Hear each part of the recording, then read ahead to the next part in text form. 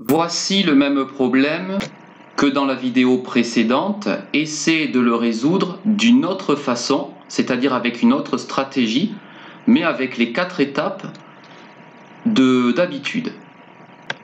Petite pause. Première étape, c'est bien un problème d'échelle. Deuxième étape, je vais y associer directement le schéma de proportionnalité. Les données de la première flèche seront les données du plan et les données de la deuxième flèche seront les données de la réalité.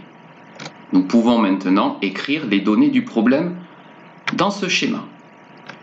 Pour le plan, j'ai 1 cm qui représente 100 000 cm dans la réalité. La distance entre Moulta et Portoul sur le plan est de 8 cm. Quelle est cette distance dans la réalité? Je vois que pour passer de 1 cm à 100 000 cm, je dois multiplier par 100 000, puisque 100 000 est 100 000 fois plus grand que 1 cm. Je l'écris comme ceci par manque de place. La distance réelle est donc 8 fois 100 000, c'est-à-dire 800 000 cm. Et je peux m'arrêter là en écrivant la phrase réponse.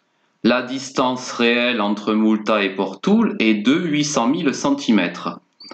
Mais je crois que nous pouvons procéder d'une manière plus facile pour donner une autre unité de mesure. T'en souviens-tu? Eh bien oui, j'utilise le tableau de conversion des mesures de longueur où je vais placer 800 000. D'abord le point de repère au centimètre, le zéro de l'unité des centimètres, ensuite les dizaines, les centaines, les unités de mille, etc. etc.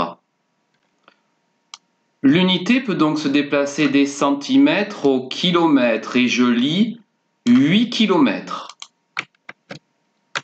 Je peux donc répondre à la question. 8 km séparent ces deux villes. On aurait pu dire, bien sûr, je le répète, 800 000 cm, mais il est plus facile dans le langage de tous les jours de comprendre 8 km par rapport à 800 000 cm.